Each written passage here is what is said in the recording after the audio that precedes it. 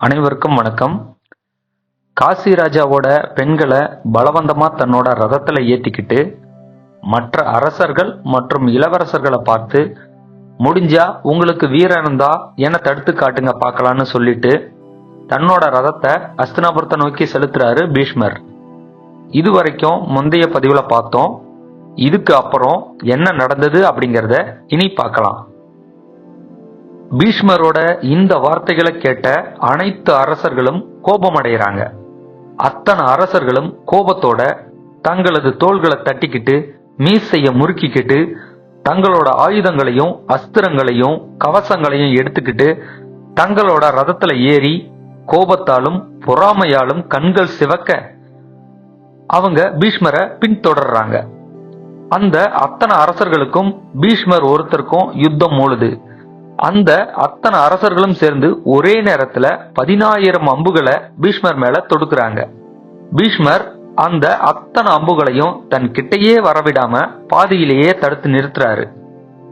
அதுக்கப்புறம் அந்த அரசர்களும் பீஷ்மரை சுத்தி வளைச்சி மேகங்கள் எப்படி ஒரு மலை மேல மழைய பொழியுமோ அது மாதிரி அம்புகளை பீஷ்மர் மேல பொழியிறாங்க.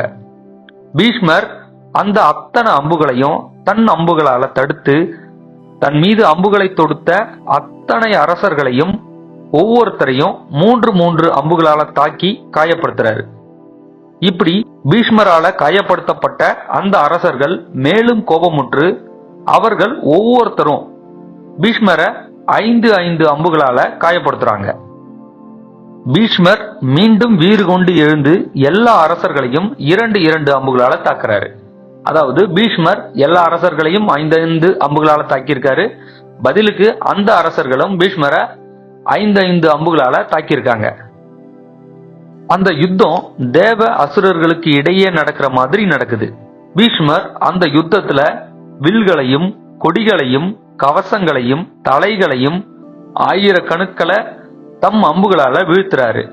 தனி ஒருவரா அத்தனை அரசர்களையும் தாக்குற அவரை எதிரிகளும் உள்ளுக்குள்ள போற்றி புகழ்றாங்க. யுத்தத்துல எல்லா அரசர்களையும் வென்று திரும்பி தன் பயணத்தை தொடங்க நினைக்கிறாரு பீஷ்மர்.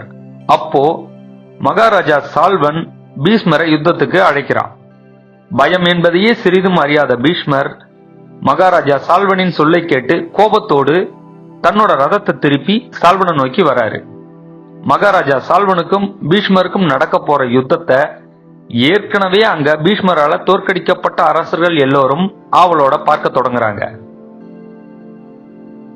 அந்த 2 பேரையும் பார்க்கிறப்ப, அதாவது பீஷ்மர் மற்றும் மகாராஜா சால்வனை பார்க்கும்போது ஒரு பசுவுக்காக சண்டை போடுற 2 காளைகளை போல பயங்கர கோபாவேசத்தோட ஒருத்தர் எதிர்த்து போறாங்க. முதல்ல தாக்குதல மகாராஜா சால்வன் தான் தொடங்குறாரு. வேகமாவும் அதி விரைவாகவும் தாக்கக்கூடிய லட்சக்கணக்கான அம்புகளை பீஷ்மர் மேல செலுத்துறாரு மகாராஜா சால்வர். பீஷ்மர் அந்த அம்புகளால வெகுவா தாக்கப்படுறாரு. இத பார்த்த தோல்வியடைந்த மற்ற அரசர்கள் வியப்படைகிறாங்க. ஏன்னா தனி ஒருவனா பீஷ்மரோட சண்டை செஞ்சு அவரை காயப்படுத்துறது அப்படிங்கிறது அவ்வளவு எளிதானது அல்ல. அதனாலதான் அந்த அரசர்கள் அவ்வளவு ஆச்சரியப்படுறாங்க. ஆச்சரியப்பட்டது மட்டும் இல்லாம மகாராஜா சால்வனை அருமைன்னு வெகுவா பாராட்டுறாங்க. எதிரியின் அந்த பாராட்டு வார்த்தைகளை கேட்ட பீஷ்மர் மேலும் வெகுவா கோபப்பட்டு தன் சாரதி கிட்ட சொல்றாரு, ரதத்தை இன்னும் சால்வனுக்கு நெருக்கமா செலுத்து.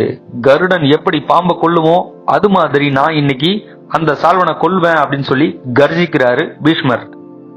ரதம் மகாராஜா சால்வனோட ரதத்துக்கிட்ட போனதும் பீஷ்மர் வருணாஸ்திரத்தை செலுத்தி மகாராஜா சால்வனோட ரதத்துல பூட்டி இருந்த 4 குதிரைகளை கொன்னுடுறாரு. இதனால மகாராஜா சால்வன் ஒரே இடத்துல நின்னு போர் புரிய வேண்டிய சூழல் ஏற்படுது. ஆனாலும் பீஷ்மரோட தொடர்ந்து யுத்தம் செய்யறாரு மகாராஜா சால்வன். பீஷ்மர் மகாராஜா சால்வனின் அஸ்திரங்களுக்கு எதிரஸ்திரங்களை தொடுத்தபடியே சால்வனின் சாரதியையும் வீழ்த்துறாரு. இறுதியில மகாராஜா சால்வன் அவர் அந்த யுத்தத்துல தோத்துடுறாரு. பீஷ்மர் அந்த யுத்தத்துல ஜெயிக்கிறாரு. அந்த பெண்களின் கோரிக்கைக்காக மகாராஜா சால்வனை உயிரோட விட்டுட்டு அந்த 3 கன்னிகளோட ஹஸ்தினாபுரத்தை அடையிறாரு பீஷ்மர். பீஷ்மர் கிட்ட தோல்வி அடைந்த மகாராஜா சால்வனும் மற்றும் அங்கே இருந்த மற்ற தேசத்து அரசர்களும் அவரவர் தேசங்களுக்கு திரும்பி போயிடுறாங்க. அஸ்தினாபுரத்தை அடைந்த பீஷ்மர் அந்த 3 பெண்களையும் தனது தம்பியான விசித்திர வீரியனுக்கு திருமணம் செய்து வைக்க ஏற்பாடுகளை செய்யறாரு. அவர் நினைச்ச மாதிரி இந்த திருமணம் சுபமா நிகழ்ந்ததா, இல்ல அந்த திருமணத்துல மீண்டும் ஏதாவது பிரச்சனை ஏற்பட்டதா? அடுத்த பதிவுல பார்க்கலாம். நன்றி, வணக்கம்.